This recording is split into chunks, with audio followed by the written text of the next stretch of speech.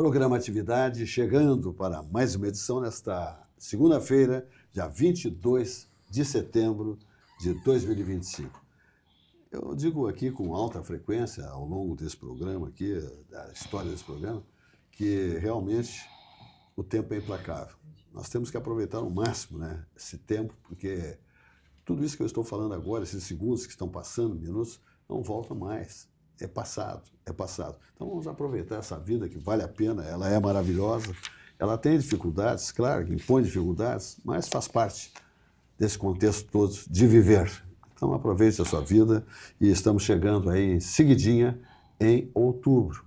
Estamos aí primavera, né? Tempo com instabilidades, né? Se previa que ia termos tempestades ontem, etc. e tal. Teve um pôr do sol lindo, maravilhoso, como tradicionalmente acontece em Porto Alegre. Então, muitas coisas que se diz não se realizam, não se convertem em verdades. Então, tivemos um Grenal, vamos dizer, sem chuva, né? Se achava até que pudesse, dentro de uma tempestade, não ter jogo, até isso se pensou, mas não, deu tudo direitinho. Aliás, falando em futebol, o Grêmio ganhou o Grenal, 3-2, no estádio Beira-Rio. Demissão do Roger Machado, que já vinha se avizinhando, né, de uma rodada para outra, tirando o Campeonato Gaúcho, ganhou o que o Internacional, que queria a Libertadores, queria a Copa do Brasil, não ganhou nada. E vai num rema-rema, rondando o rodapé do Campeonato Brasileiro, com uma queda extraordinária de produção, a equipe colorada, diz que sentiram falta do Falência ontem. O Falência já foi. Agora eles querem conversar com o Fernando. Fernando é vovô. Enfim, o Internacional fraquejou no Grenal. Teve chance, Alan Patrick desperdiçou, tá? Mas o Grêmio tem um bom goleiro, que é batedor de pênaltis, inclusive. Um jogo onde o Grêmio mostrou que tem uma evolução e o Internacional mostrando uma involução. Tanto que culminou com a queda de Jorge Machado. Logo após o jogo, o presidente Alessandro Barcelos manifestou, então, a sua decisão de demiti-lo. Aliás, o torcedor não queria mais o Roger Machado, e eu acho que nem os atletas do Internacional, nem o vestiário queria mais o Roger Machado. Então, a expectativa agora é de um novo treinador. O Grêmio está na frente, um pouquinho do Internacional do Campeonato Brasileiro, né, faturou os 3 pontos. Não dá para deitar nesse louro, porque vem mais partidas por aí, o Grêmio também não é confiável. Mas o Mano Menezes, bem ou mal, mostrou um progresso com atletas que vinham, às vezes, à margem de um processo de escalação ou de escalações. E o Grêmio, então, mostrando, né, uma objetividade e um avanço, né, na qualidade em campo, o que é raro lá pelas hostes da arena. O que tu me dizes aí, o meu amigo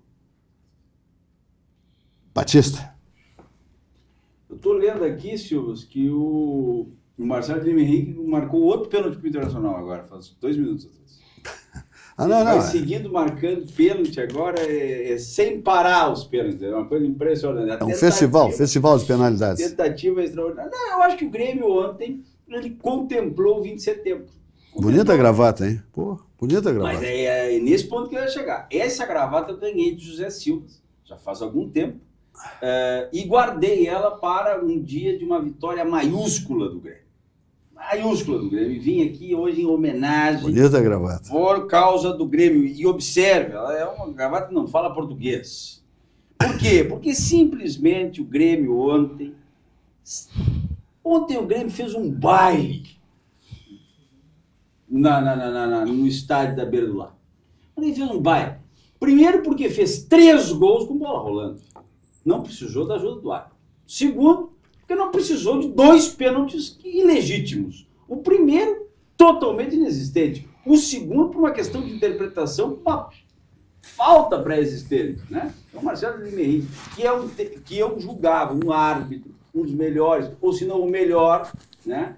Ontem realmente me surpreendeu, principalmente em voltar atrás.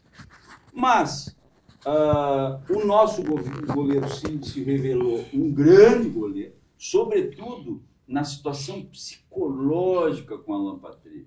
Alan Patrick debochou antes do tempo do goleiro. momento em que o Volpi fica parado no meio do gol, preservando-se de uma cavadinha, ele efetivamente instou o atacante do Internacional a bater muito no canto e pegou a trave. Pegou a trave. Ah, que lamentável. A grande questão aqui está em cima de um clássico Grenal que lava a alma do Grêmio e, sobretudo, demonstra duas responsabilidades, José Silva. Sim. A primeira, do comandante. Traz ali a marca do Mano, que é invicto dentro do Beira-Rio, ganhador pelo Grêmio de Grenal. 7 Grenais de 2014 a 2025 contra 3 de Roger, com alternância de times, né? Então ele é um vencedor de Grenais. E demonstrou ali, então, uma capacidade, e uma coragem em botar, principalmente Edenilson e Pavão. E ele falou isso de maneira textual. A segunda questão é a nossa direção. Por quê? Porque usou a janela. Usou a janela. Ontem o William fez uma estreia de gala, sem estar com sua devida condição física. Foi muito bem, William. E acredito sinceramente que na evolução vai trazer bons frutos. Nós estamos agora, o Grêmio, graças a Deus, tem, sobretudo, uma contenção defensiva, tem um bom meio de campo, né? E esses meninos alternados também vão nos fazer felizes com conversão de gols. Me parece que o Grêmio tem uma evolução e me parece que o resto de 2025 nos será mais leve e nós vamos ter o que comemorar. Já o time da beira do lago, já não posso dizer a mesma coisa. Mas aí eu vou deixar tudo com o Govinato, que me surpreende. Veio hoje todo neutro, veio todo areia, diferente de mim, que vinha orgulhoso, vestindo o manto tricolor. José Vilmar Govinatsky. Bom, quando o sangue que corre nas veias é vermelho, não precisa externar na roupa. Mas é como a gente sempre diz, né? A questão da euforia é a regra máxima do esporte. A questão do ufanismo, então, é maior ainda. Eu parabenizo o meu querido amigo e colega de bancada pela alegria dele, porque, claro, depois de mais de 2 anos sem vencer um Grenal, é óbvio que tem que ter toda essa alegria. Agora, o maiúsculo, eu até anotei com letras maiúsculas aqui, o Vitória é maiúscula. O Vitória é maiúscula, tá? Imagina as minúsculas, então, porque, veja bem, tá? O Internacional ontem, ele refletiu exatamente o que está acontecendo dentro do clube, e já vem acontecendo de algum tempo para cá, na verdade, desde o Campeonato Gaúcho, um arrefecimento de ânimo, um arrefecimento de vontade, um arrefecimento de união, porque a gente via ontem, inclusive, que os passes que os jogadores davam eram passes que não havia tática nenhuma, não houve treino, não houve combinação. O jogador corria para um lado, o colega passava a bola para o outro lado, era uma coisa totalmente desconexa. Tá? Agora, ainda assim, tá? Em que pese, e aí eu concordo, eu não vou colocar passar pano, o primeiro pênalti extremamente duvidoso, o primeiro pênalti realmente, dá para dizer que aquele pênalti foi decidido pelo VAR, foi decidido nas instâncias, digamos assim, fora do contexto visual, porque ninguém viu o pênalti acontecer, a não ser o VAR e o juiz. Então eu não vou passar pano por causa disso aí. Agora, um detalhe é o seguinte, tá?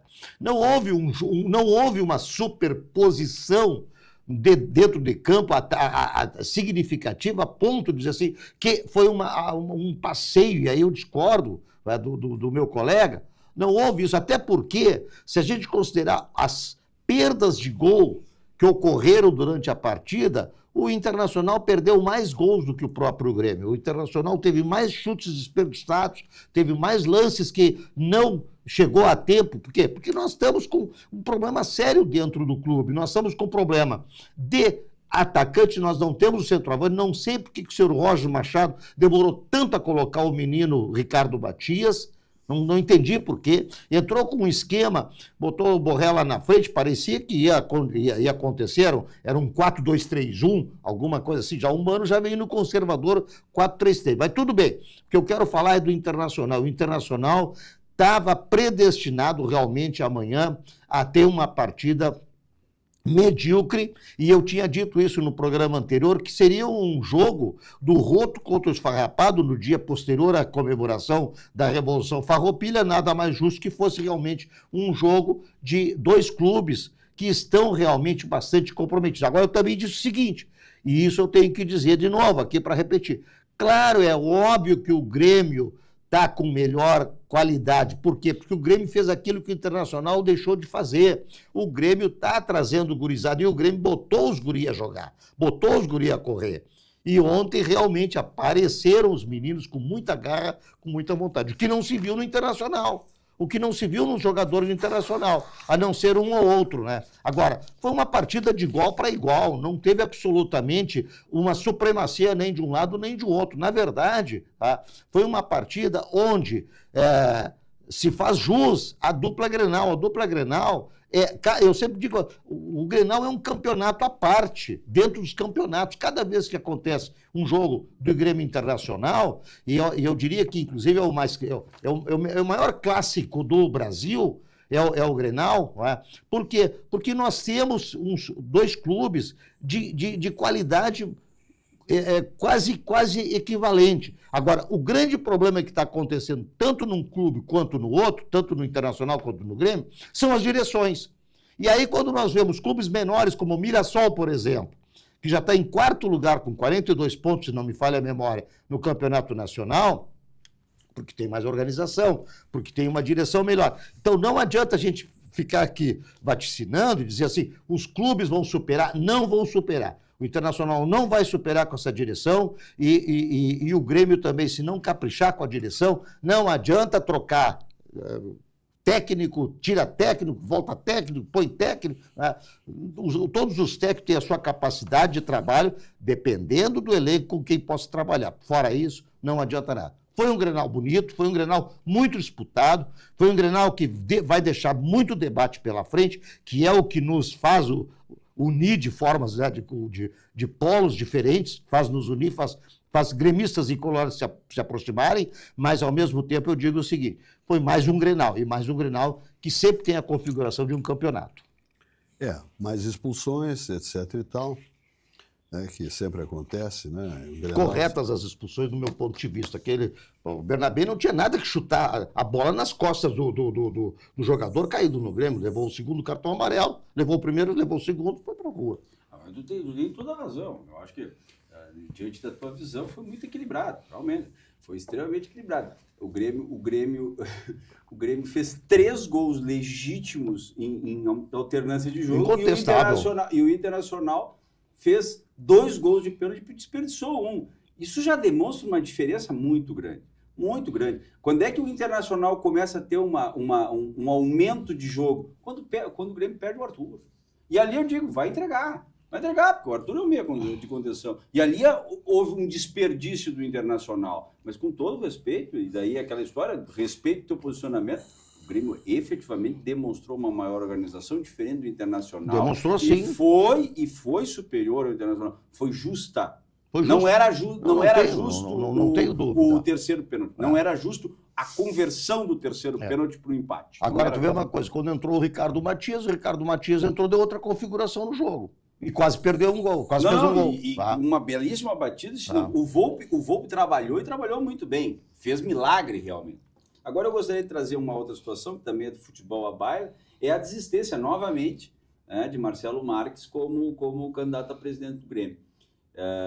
Saindo do processo. Dali, na própria carta, ele deixa claro que, na verdade, foi uma desistência só.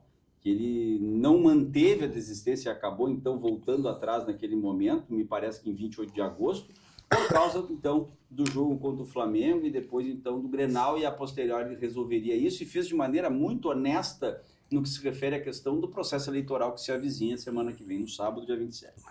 O grande problema disso é que o que eu detecto, e aqui não vai crítica, aqui vai análise aprofundada do quadro.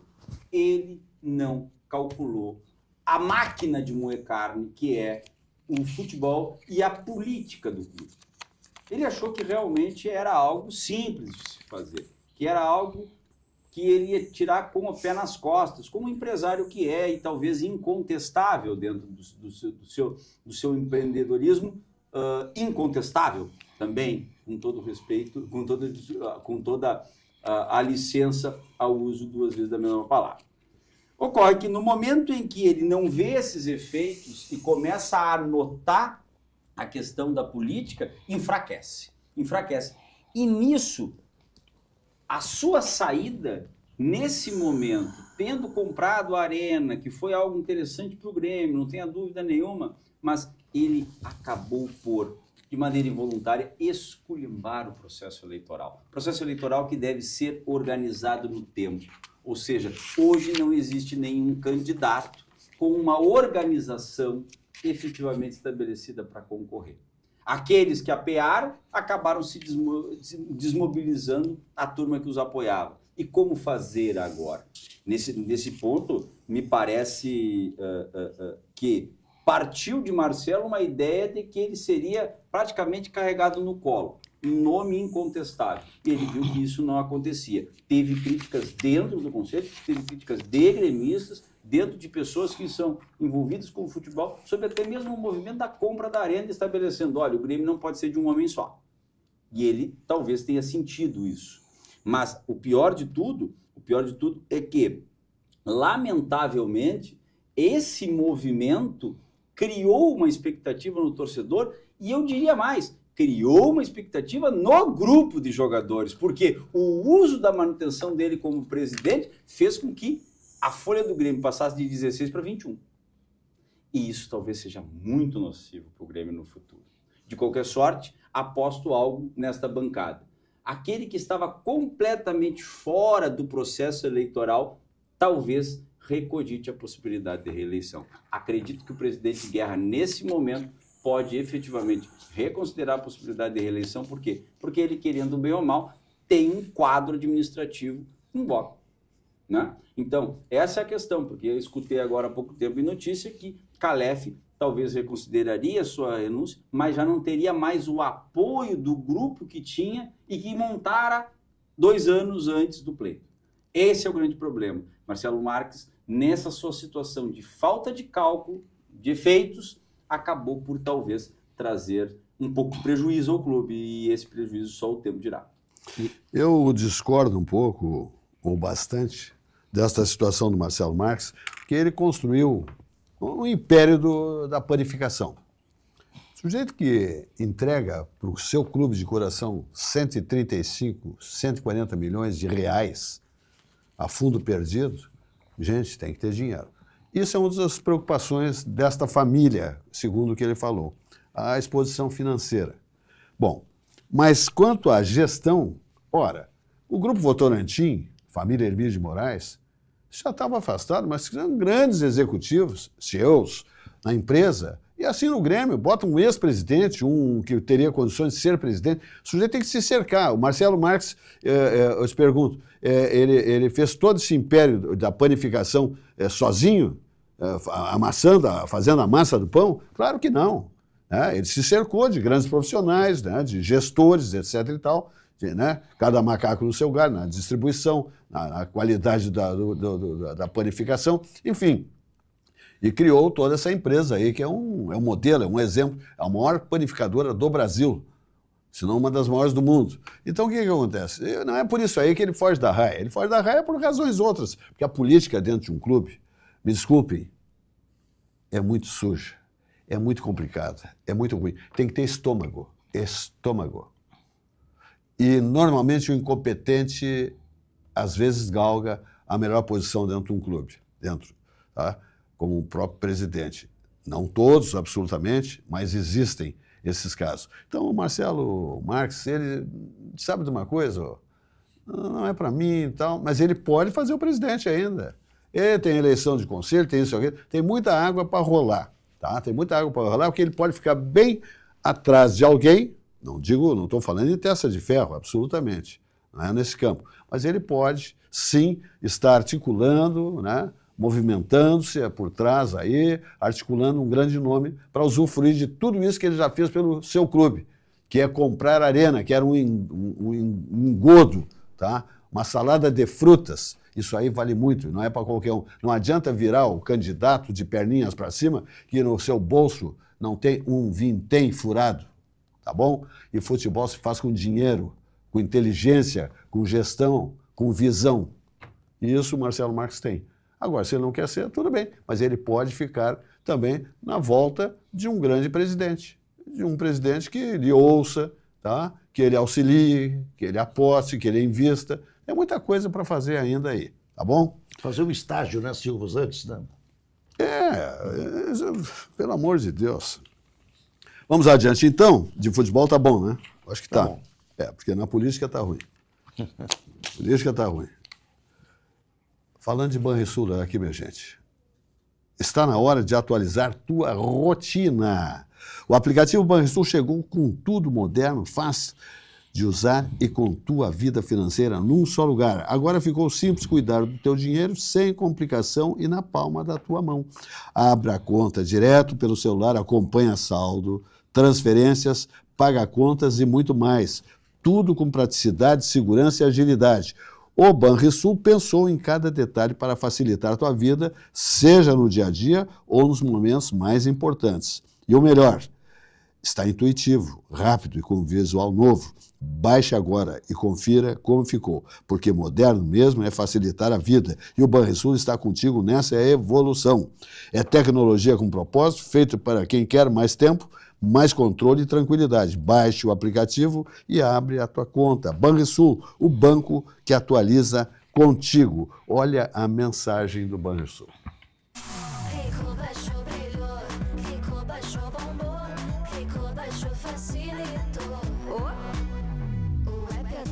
O Banri arrasou. Clicou, baixou, facilitou. O app Banrisul tá mais moderno e mais fácil de usar. E tu pode acompanhar a tua vida financeira num só lugar. Baixa o app Banrisul e abre tua conta. Clicou, baixou, facilitou. Banrisul. Coisas. Vamos adiante, sucos Petri. Olha o suco de laranja Petit Bom. Petri nessa bancada, né? Há 32 anos, é um negócio fantástico. Eu fico muito orgulhoso, né? É uma confiança, né, do grupo de sucos Petri, que lançou na Expo Agas recentemente o suco de laranja Petit Bom, que é elaborado a partir de frutas selecionadas e higienizadas e suco concentrado de laranja, tá bom, né? O suco de laranja Petit Bom passa por um processo de pasteurização com adição de água e açúcar, sem incluir qualquer conservante na sua elaboração. É um suco levemente adoçado, que não se caracteriza como alto teor em açúcar, trazendo equilíbrio para a acidez da fruta, variando de acordo com a safra. Então está aí o Petit Bom, uma embalagem de 5 litros, e em seguidinha chegando a embalagem de 1 litro, como tem a água de coco Petri, o suco de laranja e o suco de uva Petri. Sua sede pede saúde, pede melhor, pede sucos Petri, a bebida de todas as estações. E o Di Paolo bombando. Mais uma vez nesse final de semana, lá, especialmente a loja, né, ali do Boulevard Laçador, que é uma das lojas mais bonitas, mais queridas do grupo de Paulo de Galetos, sempre bombando, e com um revezamento de 3, 4 sessões de rodadas de mesas, pela agilidade no atendimento, na qualidade do produto, né, na delícia dos galetos, e no tamanho da loja, que será ampliada com mais 80 lugares. Mais 80 lugares será ampliada a loja do Boulevard Laçador, a da sequência. E ali temos mais o Expresso de Paulo também, como temos em todo o interior do estado, temos em São Paulo, temos em Curitiba, temos em Santa Catarina, tá? Recanto Maestro, Porto Alegre, etc. e tal. Então, grupo de Paulo de Galetos, comandado pelo empresário Paulo Jeremia, o melhor galeto disparado do planeta. É um negócio fantástico. É muita delícia. Essa polentinha, olha aqui, ó, os hortifrutis granjeiros, tudo é bom demais. Esse queijinho aí é maravilhoso, delicioso, olha só, minha Nossa Senhora. Essas polentinhas, meu Deus, a salada de maionese, esse galetinho. Então tá, Di Paolo, vamos adiante. TAP Transportes Aéreos Portugueses está aí dizendo que descer em Lisboa é muito fácil. É fácil mesmo. É só ir para o aeroporto Salgado Filho, compra a tua passagem, tá? Em várias parcelas, todas as bandeiras de cartões de crédito, aeronaves de última geração, decolando do aeroporto Salgado Filho e aterrissando lá em Lisboa. Lá você fica em Lisboa, Portugal, Europa ou qualquer destino do planeta pelas próprias aeronaves da TAP. De Porto Alegre a Lisboa em menos de 11 horas de voo direto, né? Saindo do Salgado Filho. Volta a mesma coisa. Sai de Lisboa e aterrissa no Salgado Filho. Tarifas civilizadas é aquele atendimento luso a bordo de qualidade que só a TAP Linhas Aéreas possui. Então te liga com TAP Linhas Aéreas, Transportes Aéreos Portugueses. É um negócio fantástico. Muito bem. Meu amigo Afonso Praça Batista. Nós temos aí muitos movimentos no final de semana aí, contrariando certas vontades da maior massa brasileira e tal, mas o país vive numa ebulição. O Brasil parece um vulcão, sabe? A cada momento temos uma geração de notícias que deixa toda a comunidade brasileira absolutamente perturbada. É assim, essa é a sina desse país rico, esse país continente, mas que tem tanto mão grande, tem tanta gente incompetente, tanta gente capaz. Agora chegou aí o resultado do cartão corporativo do chefe da nação. 50 milhões. Sabe para que é gastar 50 milhões num cartão corporativo? Pegar o seu cartão de crédito e gastar 50 milhões? Em que? Se tem tudo pago. Em que? Afonso Praça Batista. Sabe quando eu vi ali as comemorações, principalmente aquelas estreladas por Gilberto Gil, Chico Buarque, Caetano Veloso... Lei Rouanet, isso aí é uma fartura, isso é um... É que eu sempre critiquei, sabe, o discurso velho da direita, digamos assim, dessa ala antipetista, pró-intervenção militar, militares, não sei o quê, e o Bolsonaro sendo um entusiasta da ditadura, dizendo, mas eles também fazem, eles também vivem um combate à ditadura em tempos modernos. A ditadura caiu há 40 anos, mudou o discurso, mudou, o inimigo agora é outro, a ideia agora é outra, e não deu certo. Não deu certo, porque o Fernando Henrique é o único presidente eleito da redemocratização que não foi processado, preso ou sofreu impeachment. Foi o único até agora. Ou seja por arrivismo, seja por perseguição política, seja por maus feitos, a redemocratização do país, pelo jeito, não deu certo. E não deu certo por quê? Não deu certo por quê? Porque efetivamente as coisas elas se repetem. O PT se repete, o combate ao PT, e muitas vezes é pouco inteligente. Eu agora com essa história dos shows do Gilberto Gil, eu estava comentando assim, ó, imagina se a direita agora resolve pegar os sertanejos que apoiam o Bolsonaro. Quanto que vai gerar de gente? Porque aquilo ali, de certa maneira, é um showmício. Muita gente que foi ali naquela situação foi para ouvir música, não foi porque acolhe a situação dos pensamentos da esquerda. Foi lá para ouvir música boa, inclusive, músicas antigas, música que eu escuto. Agora, a grande questão é que o país não muda a pauta. E eu vou adiantar aqui. O Centrão tá com o véu e a grinalda para sentar no colo do bolsonarismo. Quer casar com o bolsonarismo. Só depende do convite e do aceite. E o PT, nesse ponto, que teve o desembarque desse centrão fisiológico, vai ter que se reformular. Já há quem diga que o Lula não concorre. Já há quem diga que ele vai nomear alguém. Por quê? Porque os grupos dependem um do outro. Lula depende do Bolsonaro para ter força política. No momento em que traz alguém imbatível, e daí imbatível não nas urnas, mas que não possa ser batido no que se refere à crítica, ele perde força.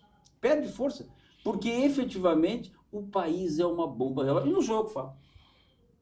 A dívida do país é alarmante. E o programa de bem-estar social que o povo hoje está enxergando, está dizendo que a economia está boa, isso já é eleitoreiro. Fora as medidas eleitoreiras que o Congresso pode impedir. Essa é a grande questão de isenção de imposto de renda, vale gás e outros detalhes. Então, assim, ó, a grande problema, Silvio, a meu ver, nesse ponto é, enquanto Jair Bolsonaro, que é o líder incontestável da ala antigovernista, não se decidir e for responsável em decidir pela sucessão que o representará nas urnas o ano que vem, quanto mais passa o tempo, mais prejuízo isso gera, pode ter certeza que vai trazer um desserviço à ala que não é a favor do governo. A direita tem que se decidir já pelo nome que vai apoiar o ano que vem. E não adianta lançar vários, tem que lançar um nome. Nós temos que definir um nome contra o governo, em oposição ao governo, porque só assim, possivelmente, o próprio presidente da República decidirá não manchar a sua biografia concorrendo a uma eleição e vindo a perder, terminando a sua vida pública com uma derrota nas urnas. Fala, Zé Vilmar. Pois é, não, está perfeita a observação do Afonso Praça Batista. Agora, o que mais estranha nesse negócio das manifestações é a euforia da esquerda com a manifestação em si, como se fosse uma manifestação, algo assim, inusitado, como nunca tivesse acontecido uma manifestação diferente, ou superior, ou, enfim, mais impactante, né? Então, é surpreendente. Aí, como diz o Praça Batista, quer dizer, bota lá um monte de artistas que, claro que não vão de graça, é óbvio que não vão lá sem o seu cachê. E aí, claro, né, muita gente numa praia de Copacabana reuniu 41.200 pessoas. Primeiro, como faz a contagem? Segundo, o que essas pessoas estavam fazendo lá? Todas elas. Se eu tivesse no Rio, eu teria ido. Assistir um show, é óbvio, né? Numa praia, numa temperatura agradabilíssima. Óbvio, né? Então, essa euforia, essa coisa, né, de maximizar.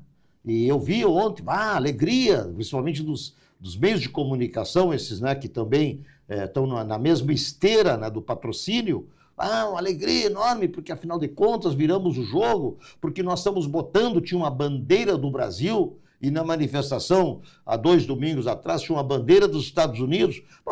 Eu não vejo nenhum problema, porque eu vejo bandeira de Cuba, eu vejo bandeira da Palestina, eu vejo bandeira da Venezuela, eu vejo bandeira de tudo que é lugar, muito poucas bandeiras brasileiras nas manifestações da esquerda. Agora eles descobriram o Brasil. Agora descobriram que o Brasil tem uma bandeira também. Daqui uns dias vão estar cantando o hino nacional, coisa que eles não sabem cantar, nem as pessoas contratadas sabem cantar, sabem decorar a letra do hino nacional brasileiro. Então, parece que descobriram a pátria agora, e agora, então, o Brasil foi descoberto pela esquerda. O que a esquerda está fazendo com todo esse barulho, na verdade, tá?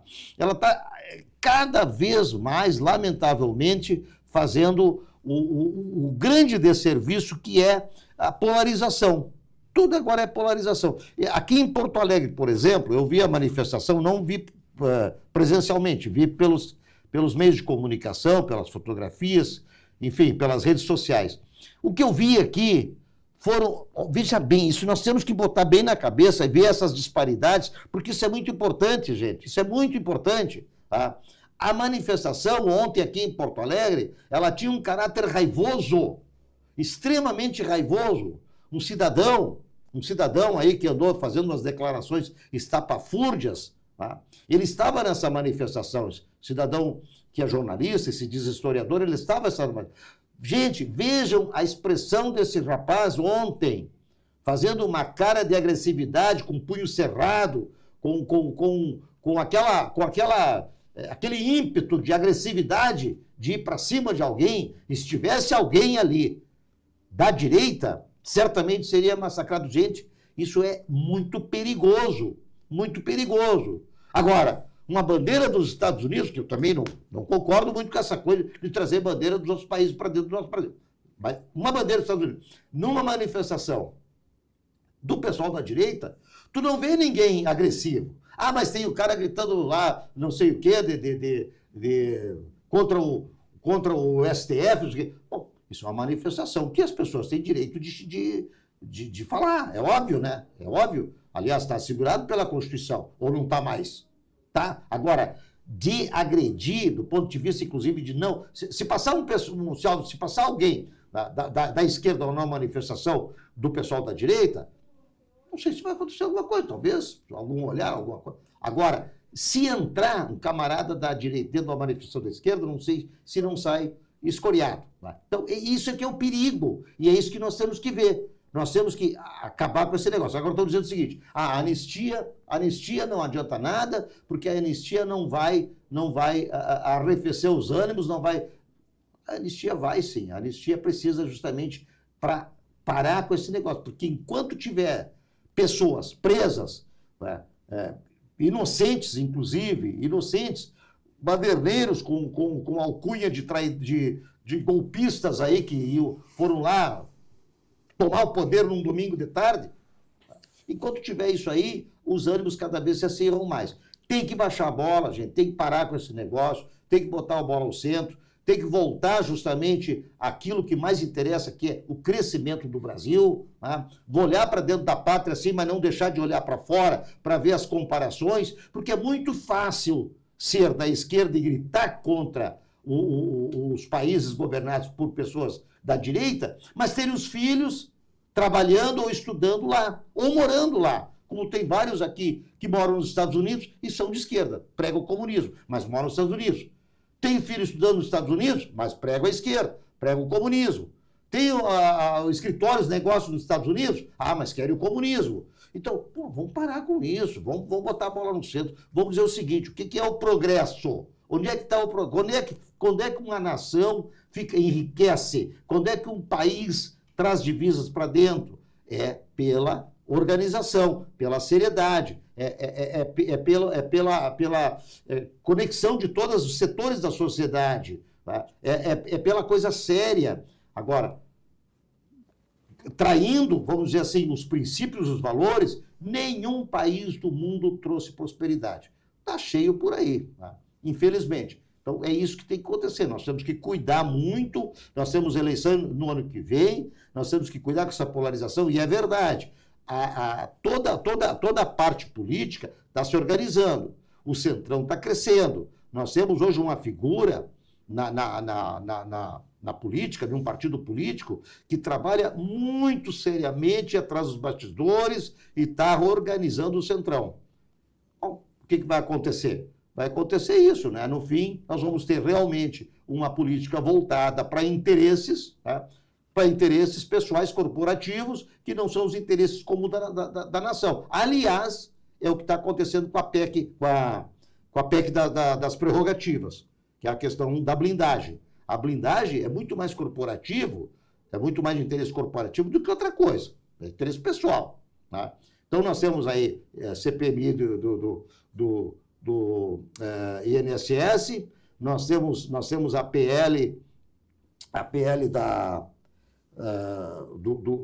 anistia, tá? Nós temos a questão da blindagem, nós temos uma série de situações. O que isso está trazendo para nós em termos de pacificação? Infelizmente não está trazendo muita coisa, está separando cada vez, está dividindo cada vez mais, afastando cada vez mais.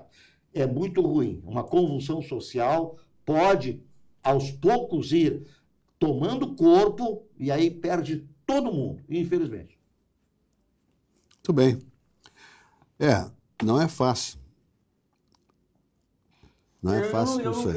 Eu sinceramente, eu não discordo de ti, só num ponto eu acho interessante deixar bem grifado o seguinte: esse modo de denunciar abusos institucionais para fora e para os Estados Unidos não é obra do Jair Bolsonaro.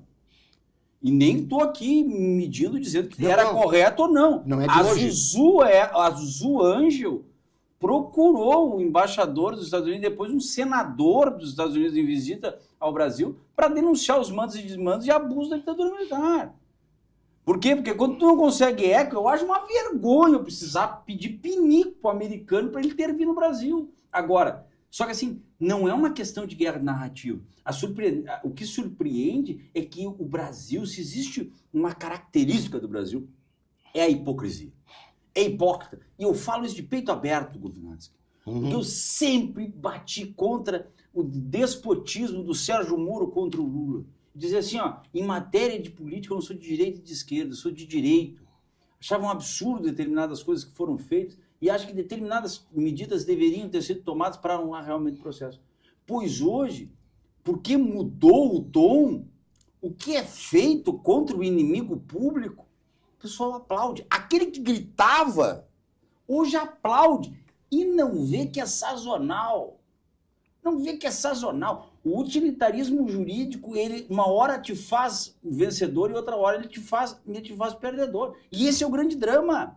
E o grito tá aí. Não tá se gritando pela questão de falta de... Gente, a eleição de 2022, e todo mundo apontou urna, e eu sempre mantive contra. Não tem urna. Fui fiscal do TRE de urna eletrônica, não tem como. A questão é o processo. O processo, sim, é manipulável. Uma resolução do TSE que deveria ter sido inaugurada 6 meses antes do pleito, foi inaugurada dias depois do primeiro turno para regular o segundo. E foi sob a égide dessa resolução que o segundo turno se deu. Ou seja, tudo errado. E o que acontece? Quem denuncia isso é calado, ou tem que ir para o outro, ou tem os seus bens expropriados. É um absurdo que esse Eduardo Tagliaferro fala. O sujeito foi abrir a boca no dia, no julgamento, na semana do julgamento do Bolsonaro. Aconteceu alguma coisa? Nada. Ou seja, exatamente era assim na ditadura. Por quê? Porque os meios de comunicação estavam cooptados e não poderiam por causa da censura. Ou seja, se não for denunciar para fora do país, e acreditem, se não tivesse nada de impróprio na situação, os americanos não teriam se metido erroneamente. Embora essa intervenção econômica dos Estados Unidos tenha nada a ver com o Bolsonaro. Nada a ver com o Bolsonaro. É interesse do Trump mesmo. É uma questão do Trump mesmo. A questão do Bolsonaro é ligada à lei Magnitsky e seus efeitos personalísticos, dos quais eu também critico. Não tem que estar aplicando em mulher, filho, avô, papagaio. É na pessoa que comete isso. Já tem um erro de abuso aí. Mas, pouco se tem a fazer. Muito bem, vamos falar da... Aliás, falando em Allgaier, quero mandar um forte abraço para o Allgaier. Allgaier é um querido amigo, é um gentleman, é uma figura humana maravilhosa, grande chefe de família, grande empresário, grande engenheiro, né? Um abraço para a Ana também. Os cumprimentos para a família tão querida, tão organizada, tão gentil. Bom, vamos falar então da Allgaier Incorporações. Novo empreendimento da construtora Allgaier, que é a Allgaier Incorporações, que é o Vila Portal, esse condomínio exclusivo no coração da Zona Sul, com 18 casas lindas, maravilhosas, com preços civilizados, maravilhosos, com uma vista para o Lago Guaíba espetacular, uma vegetação incrível, ali na Pedra Redonda, né, na Vila Conceição, negócio maravilhoso. É um lingote de ouro aquele espaço da capital gaúcha, né, que é exatamente a Vila Conceição, onde está sendo construído, em fase adiantada, o Vila Portal da Allgaier Incorporações. Dá uma olhada aí.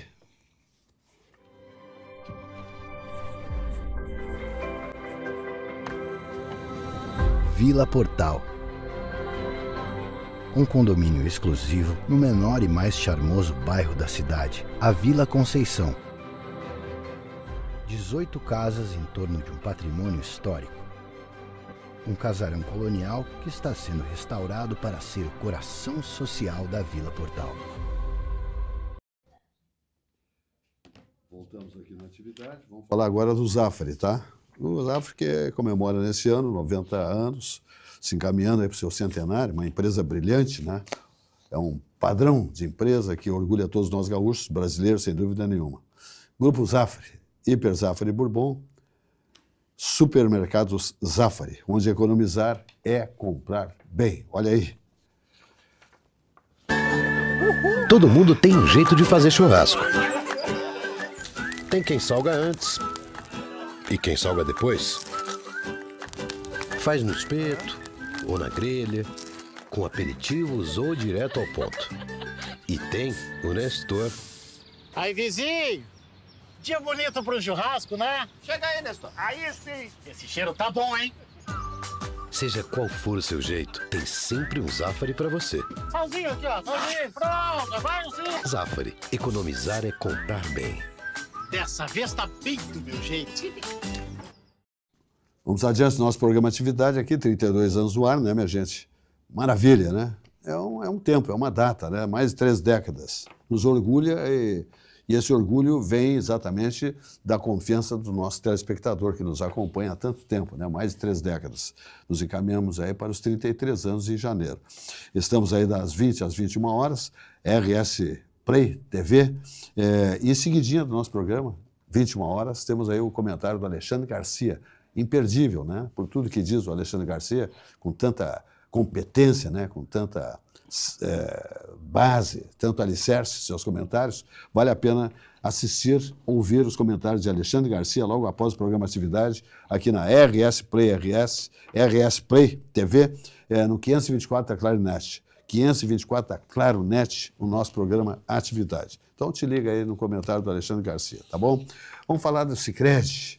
Investir em fundos de investimentos com o Sicredi é ter muito mais do que você imagina. Você encontra um portfólio amplo de produtos para diversificar sua carteira com a confiança de planejar suas próximas conquistas e a praticidade de investir no aplicativo ou pelo aplicativo. Para saber mais, visite a agência mais próxima, acesse sicredi.com.br/investimentos ou fale no WhatsApp aplicativo 51 3358 4770. Investir com o Sicredi é ter com quem contar. Olha que linda mensagem do Sicredi. Fazer o melhor hambúrguer do bairro. Esse é o negócio do Rafael. Planejar as melhores viagens. Esse é o negócio do Caio. Cuidar de cada entrega para cada um dos seus clientes. Esse é o negócio da Bruna. E o negócio do Sicredi é facilitar a gestão do fluxo de caixa do Rafael, do Caio e da Bruna. Cuidar do seu negócio. Esse é o negócio do Sicredi. Sicredi é ter com quem contar. Olha aqui, Barranquinho, subindo ou descendo a Protado, ponto de encontro, né? Hoje Barranquinho fechado, tá? Descanso da turma lá, tá? Mas é mais de 50 anos esse complexo maravilhoso, Barranquinho, né? É o templo do churrasco gaúcho, na capital gaúcha. A primeira churrascaria com carne certificada do Brasil. Barranquinho, melhor show, melhor churrasco.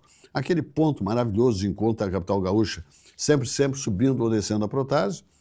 É ambientes climatizados também ao ar livre. O telefone do Barranco é exatamente o 3331-6172, do Barranquinho, que, como eu digo, está fechado, é o 3028-2310. Tudo isso na Avenida Protásio Alves, 1578, diariamente aberto das 11 às 24 horas. Quem comanda esse espetáculo chama-se empresário Elson Furini. É o comandante do Templo do Churrasco na capital gaúcha, por que não dizer no Rio Grande do Sul, o Elson Furini com toda a sua competência e aquele elenco de assadores, né? Cozinheiros, garçons, né? Ambientes, segurança, estacionamentos, né?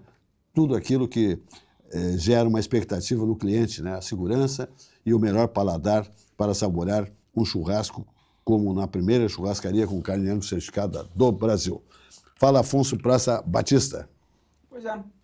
Eu estava lendo aqui que o estado do Maranhão pagou mais do que o dobro nos respiradores na época do Covid, né? E agora o inquérito sobre os respiradores volta para o STF e cai nas mãos do Dino. Do governador da época. Do governador da época. E haverá de não se dar por suspeito e nem por impedido, né? Então esse é o grande drama, e esse é o grande drama que nós estamos vivendo. Esse é o grande drama que nós estamos vivendo, porque não é é um desmontar, que haverá de ter um final. E acho que o final passa talvez, pela questão da prisão e consolidação da prisão, e talvez o resultado das eleições do ano que vem, Mas o grande drama é que eu vejo gente boa, gente que a gente seguiu a vida inteira, apoiando esse tipo de coisa, por não gostar do Bolsonaro, por não concordar com o Bolsonaro. E eu vou dizer, eu também não concordo. Eu também não concordo com o Bolsonaro. Mas quem tem credibilidade é aquele que não votou no Bolsonaro, que votou até no Lula e diz que está errado. Esse tem credibilidade comigo. Por quê? Porque está falando exatamente o que acontece. Não é uma persecução jurídica, criminal, efetivamente passando por cima de limites, garantias e regras. O voto do Fux, que eu acredito, sinceramente, Covinantes, não votou no Bolsonaro, não apoiava o Bolsonaro. Mas se instou a fazer aquilo ali, pode ser por temor da Magnitsky? Até pode. Mas por quê? Porque efetivamente tinha fundo de verdade naquilo. Ele não fez força para aquilo ali. Ele não fez força. Não. Quem não está efetivamente cooptado ou desconhecedor do quadro, porque esse é o grande problema. Aí que é o inocente, o que não conhece e fica papagaiando, sendo fantoche de boneco de elétrico. Então, assim, essa é a grande tristeza. Nós estamos diante de um grande teatro, e os efeitos nós vamos ver lá na frente. Mas, lamentavelmente, o quadro é muito semelhante da ditadura. Muito semelhante. Existe a notícia pública e é publicada. E a publicada, efetivamente, ela é manipulada pelo poder público. Não é fácil. Fala, meu amigo Zé Vilmar. Eu quero falar de uma situação aqui de utilidade pública, sabe? A gente tem que reconhecer as coisas que são positivas, são boas. O Brasil está endividado, as empresas estão endividadas, as pessoas estão endividadas. Então, o que abriu agora uma possibilidade? Débitos previdenciários e débitos tributários, junto à Fazenda Nacional, poderão ser negociados e até tem um desconto que eu nunca lembro ter havido anteriormente, de 30% a 70% do total da dívida. Então, busquem lá, eu sou advogado, mas não estou falando em causa própria, não sou advogado tributarista, não venho falar para mim, perguntar para mim qualquer coisa, porque busquem um advogado tributarista, os contadores, enfim, porque é uma grande oportunidade, de repente, das empresas respirarem novamente com essas negociações. E aí, Afonso? E aí que me parece que Marcelo Lima Henrique já marcou o 6º pênalti para o Internacional. O 6º pênalti para o Internacional, ele não parou mais de marcar, ele continua marcando e simulando lá. É uma coisa complicada. A situação ela é bem difícil, ela é bem delicada. Como é que ficou o teu coração ontem, José Silva? Olha, eu vou dizer uma coisa para a gente, eu sou um sujeito calejado, né? De tanto tempo sócio do Grêmio, né? Quase a minha idade, um pouco menos, e eu tinha uma expectativa, segundo os próprios colorados, eu tenho um grande amigo colorado, chamado Ubajara Esforja. Falasse com ele depois do jogo? Sim, e ele tinha convicção, ele tinha uma expectativa que o Grêmio poderia ser vencedor. Muitos colorados tinham essa expectativa, pelo quadro que se apresentava, mesmo sendo um jogo no Beira-Rio. Então, porque o Grêmio vinha apresentando uma melhora nas suas últimas partidas, coisa que não aconteceu com o Internacional. Então, eu cumprimento os co-irmãos aí que aguentaram no osso aí, não é fácil perder um Grenal, né? Enfim, com a expectativa que o Internacional tinha de ser... Foi campeão gaúcho, né? Tirou o Octa do Grêmio, que eu acho que foi uma aberração, né? O nosso presidente Alberto Gaia perder o Octa. Não podia. Tinha que ter encarado isso aí. Tinha que ter sido o Octa também. Nunca mais vai ser. E o Internacional, que tinha a expectativa de ser campeão da Copa do Brasil, do Campeonato Brasileiro, da Libertadores da América, não foi nada. Quer dizer, o Ruralito, a essa altura, não tem nenhuma importância. Né? Então, há uma tristeza imensa no torcedor colorado, que tinha, nesse ano, sim, uma expectativa muito boa pelo elenco que foi montado lá no estádio Beira-Rio. Mas, coisas do futebol, não deu certo. Pelo contrário, foi muito ruim. Né? O próprio Ener Valencia, que agora é chamado de falência, que era uma grande expectativa do clube, o clube investiu demais nele, e simplesmente uma hora ele parou de jogar, esqueceu que era atleta de futebol. Né? O Fernando, veterano, com alguma dificuldade motora, também um grande caráter, disse, estou fora, rescindo o contrato e tal. Então, quando as coisas não dão certo, não dão. A diminuição técnica do Rocher. Exatamente, houve uma queda, hoje uma coisa lá no Internacional que realmente apavorou a todos. Bernabé teve queda técnica, todo mundo. Então é lamentável, mas fica aí. Fica aí um abraço lá para o Bajara e Clares Forja, grandes colorados, coisas, né, do ofício do futebol. Um dia da caça, outro é do caçador. Minha gente, o programa vai embora e amanhã, no mesmo horário, mais uma edição, 20 horas, mais uma edição do nosso programa Atividade. Assista agora o comentário de Alexandre Garcia, que vale a pena. Uma boa noite e até lá.